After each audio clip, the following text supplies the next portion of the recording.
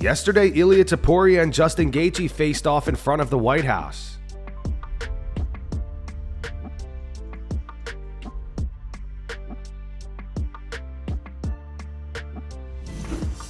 Alex Pereira and Ciryl Gane also faced off in front of the White House.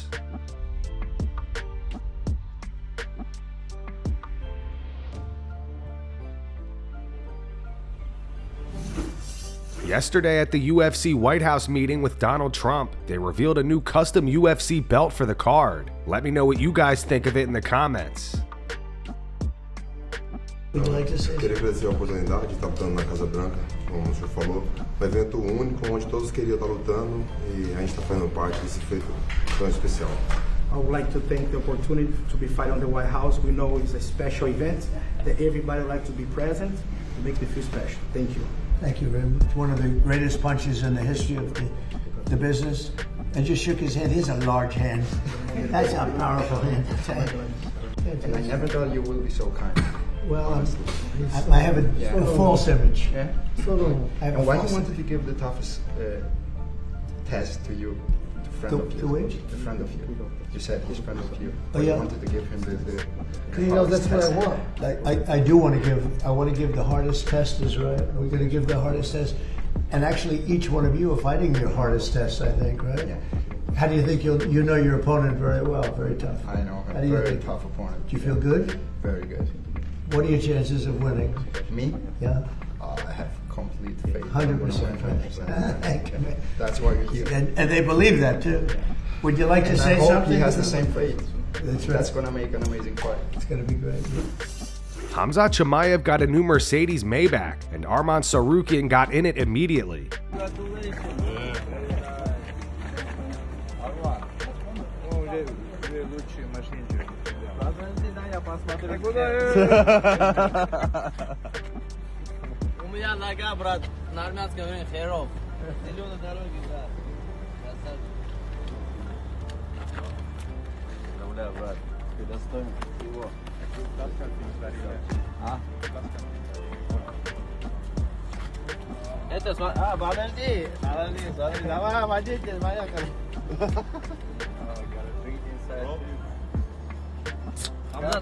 Khamzat, ты сзади должен садиться. We need a driver here. Все, нравится, Хамзат? Нравится? Очень, брат. Чувствую себя президентом Америки.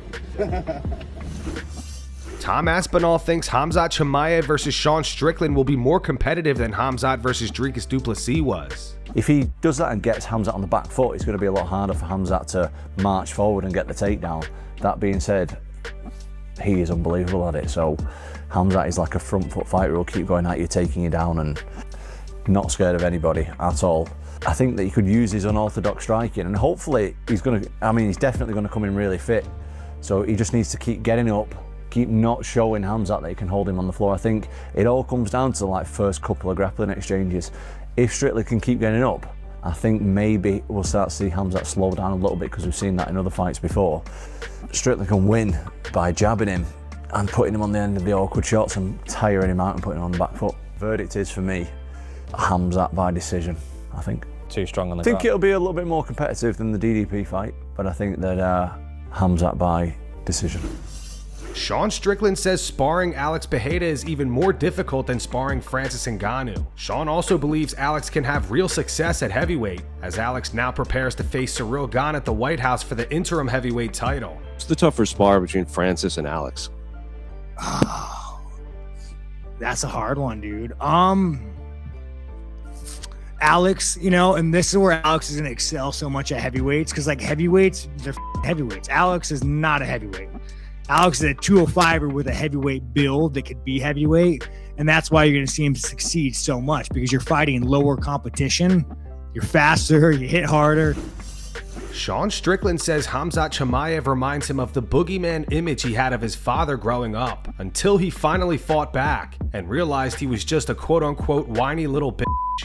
I mean, my dad kind of made me violent because he was such a weak man. You're going to find that, like, maybe Chimaev included, like growing up, my dad was like the boogeyman. Like, he was the scariest thing the scariest thing in my life. Watching him beat up my mom, throw beer bottles at me. So it's like, to me, my dad, he almost made me a little bit like sociopathic, more like a sociopath than anything. He probably did more harm than good. I'll never forget, I was like 17 years old, and like he wasn't letting my mom go to work. And I walked in there and I was like, Dad, like I think I was a fighter at the time. I probably dropped out of high school. I was probably a loser. And I walked in there and I was like, dude, you gotta let it go to work, dude. Like, you gotta let it go to work. Mortgage must be paid. And the guy gets in my face and he says, like, I'm your dad. You're gonna hit me.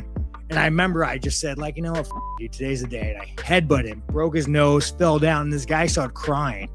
And it was like so disappointing to me, because I seen this guy who was like this psychopath my whole life, who I was scared of. And you just see him, this whiny little bitch on the floor bleeding. So it's like, if anything, I would say my dad probably more made me a sociopath. why might have to shoot 3 Chechens on stand your ground law. King Green, formerly known as Bobby Green, is set to face Jeremy Stephens this weekend at UFC 328. Green reveals his ex-girlfriend recently stole $300,000 worth of jewelry from him. I had an ex-girlfriend, and she was basically kidding me up saying, oh, somebody died, and she needs some money to help her and stuff. I help people, I take care of people, bro. So I let her come by, give her a little money and stuff, trying to help her out. And I left to go to practice.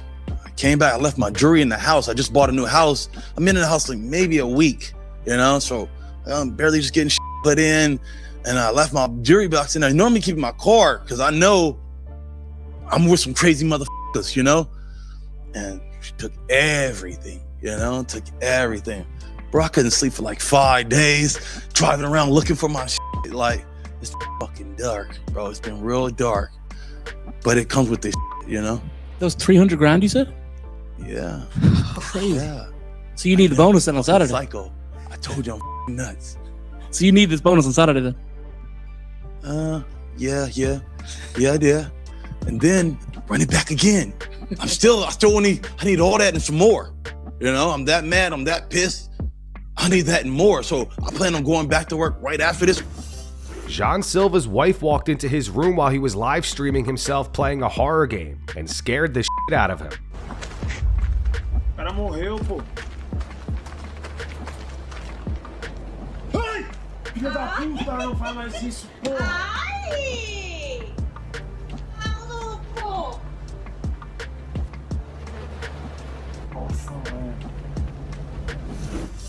Waldo Cortes Acosta is set to face Alexander Volkov at UFC 328. In an interview with Home of Fight, Waldo said he thinks Ciryl Gane is the better striker than Alex Pereira. Oh, you believe that Ciryl Gane beats Alex Pereira, right? In like opponents, yeah. But there'd be like a 2x2 punch. I think Alex Pereira. So you're not sure who wins. It could go either way. I guess. Either way. Who do you want to fight for the title? Either way. I know it no matter who win, both of them as Pereira win, I want to fight on him, but Ciryl Gane win, I want to fight on him. No matter what person is. Who's the better striker between the two? Ciryl Gane. You think Ciryl Gane's a better striker than Pereira? Yeah, I think so, because it's more versatility, like moving back, athletic. Moving outside. Yeah, this is Dynamic. Dynamic and that kind of martial art. In boxing is different. Sure. In martial arts, Ciryl Gane have more well-rounded. Belal Muhammad has fired back at Ariel Helwani, saying that he's not a good person. Ariel had this to say on his show this week. Is there any beef between Belal and I? I don't think Belal is a good person. I've tried to clear the air with him. I've tried to invite him on the show. He lies about me. He makes up things about me. He tries to rally his fan base online by making up shit about me. Yeah, so is there beef? No, but I just think he's not a good dude. And I'm just pointing out the facts. The facts are he was a champion headlining a show in beautiful Montreal, my hometown, last May, and now he's headlining the Apex. Would you call that a career progression that's one to be proud of? Is that a good career progression? Would you like to be at the very top of your business, headlining as champion, and then fighting, headlining in an empty warehouse exactly a year later? I wouldn't feel too good about things. And so perhaps he has to take shots at others to feel better about himself. I don't know.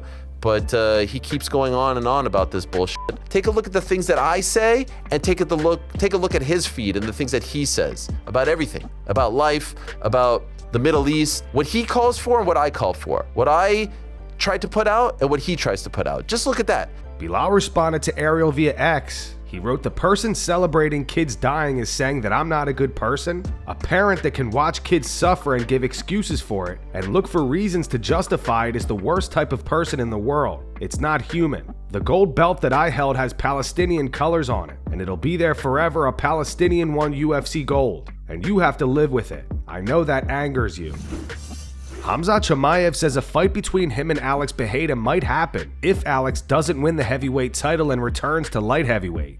Earlier this week, Alex said that he was rooting for Sean Strickland to beat Khamzat this weekend. Minha torcida pro Sean Strickland, com certeza, todo mundo sabe.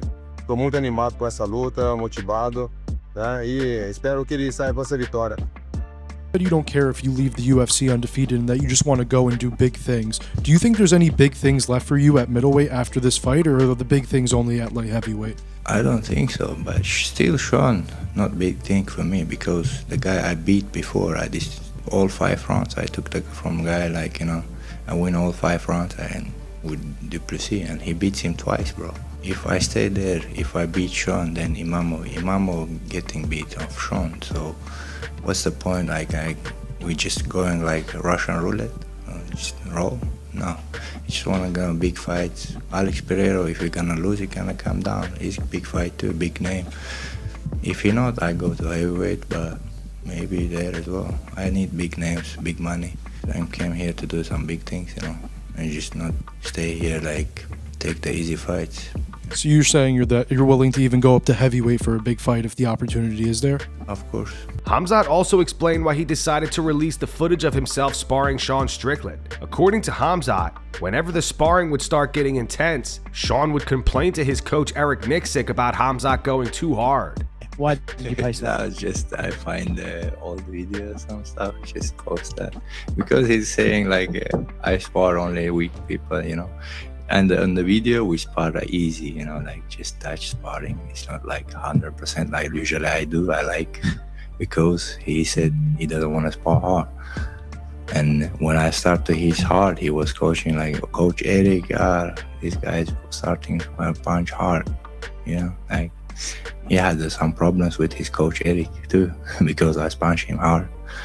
And he was always calling him like, yeah, can you stop this guy? Yeah, but this guy lies so much, brother. Rampage Jackson's son Raja has reportedly accepted a plea deal in connection with the violent attack on wrestler Psycho Stu during a Knox Pro Wrestling event last year. According to reports, Raja pleaded no contest to a felony battery charge involving serious bodily injury. Prosecutors say he slammed Psycho Stu before landing more than 20 punches while the wrestler appeared unconscious during the live-streamed incident. Psycho Stu was hospitalized with severe injuries following the attack. As part of the deal, Raja is expected to receive 90 days in county jail, pay over $81,000 in restitution, and serve 2 years of formal probation. Sentencing is reportedly scheduled for June. And that's gonna wrap it up for today's video. If you enjoyed, make sure to hit the like button, subscribe to the channel, and turn on notifications so you never miss an upload. Here are the 3 top comments from last video. The first one's in reference to Dana White revealing that the whole UFC White House promo was made with AI, including his own voice. It says Dana proudly saying the White House promo was AI, with a skull emoji. The second one's from Damned Gunsmith. It says those pics of Alex and Gane at the White House looked like they were taken on a flip phone in 2003. And the final one's from Made. It says Dana, we used AI like everything. Crazy, right? Everyone. No, with a trash can emoji. If you want to be featured in our next video, all you have to do is drop a comment down below. Also, be sure to check out our latest video essay on why MMA fans are turning on Dana White. It's on screen right now. And as always, thanks for watching.